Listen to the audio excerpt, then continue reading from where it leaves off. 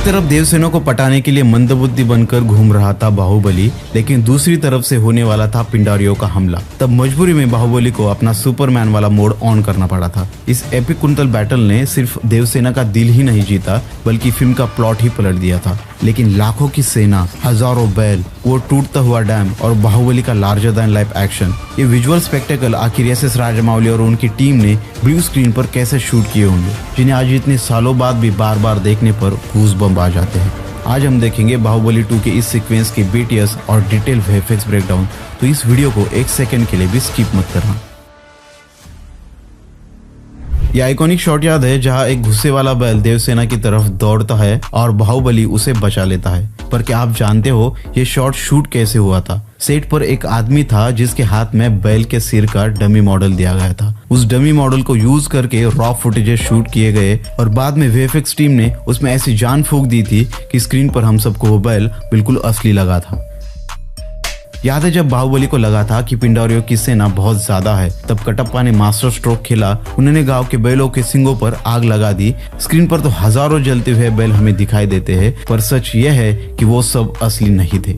ये थी massive CGI की पावर। VFX टीम ने हर बैल का एक 3D मॉडल बनाया, उन्हें दौड़ाया, आग लगाई और फिर सबको जोड़कर वो गूज़बम्प वाला विजुअल इफेक्ट क्रिएट किया गया था। ये पूरा सीन ही सेट पर नहीं बल्कि कंप्यूटर में बना था।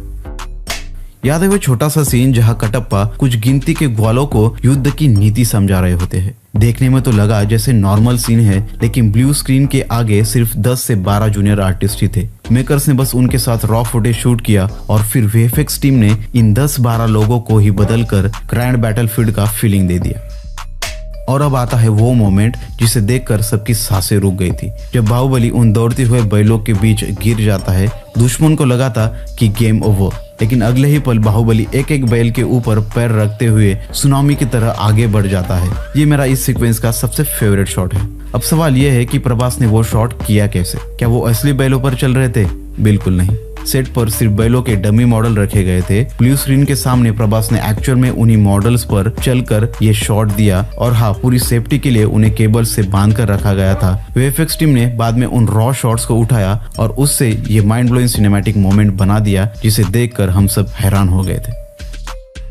देखो, हजारों बैलों से भी जब पिंडारी सेना नहीं रुकी तो बाहुबली को अपना मास्टर प्लान निकालना पड़ा डैम को तोड़ने का। ये सीन लगता है जैसे असली में शूट हुआ हो, पर असलियत सुनो। प्रभास उसी लकड़ी पर दौड़कर चढ़ते दिखाए गए। सेफ्टी के लिए उन्हें क्रेन और केबल से बांधा गया था।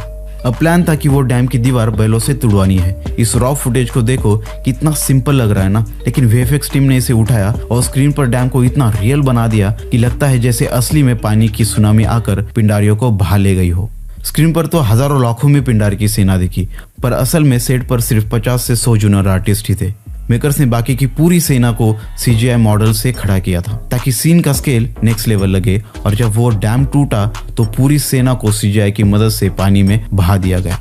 डैम के टूटने से लेकर पानी का चारों तरफ फैलना वो मोमेंट था जब पूरे थिएटर में सीटियां ही नहीं रुक रही थी। VFX आर्टिस्ट ने रेफरेंस फुटेजेस यूज करके इस इम्पॉसिबल सीन को 100% रियल दिखाया। तो ये है राजामौली सर का असली मास्टर स्ट्रोक। वो 10 की चीज को भी स्क्रीन पर 100 का इल्यूजन बना देते हैं और उनका एग्जीक्यूशन इतना फ्लॉलेस होता है कि एक सेकंड के लिए भी कोई सवाल नहीं करता।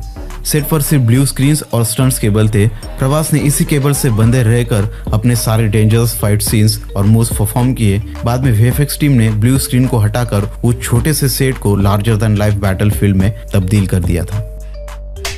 जब पिंडारी सेना बड़ा पेड़ गिराकर महल में घुस रही होती है, असल में ये पेड़ सेट पर क्रेन से लटकाया गया था, जिसे इस दीवार पर आराम से गिरा गया था। और जब बाहुबली उस पेड़ को धक्का देकर गिराता है, बिहाइंड द फुटेजेस देखो, पूरा सेट चारों तरफ से ब्लू स्क्रीन से कवर था। और हाँ, ये पूरा सीक्वेंस एक्चुअली डे टाइम में शूट हुआ था, लेकिन हमें दिखाया गया नाइट का है।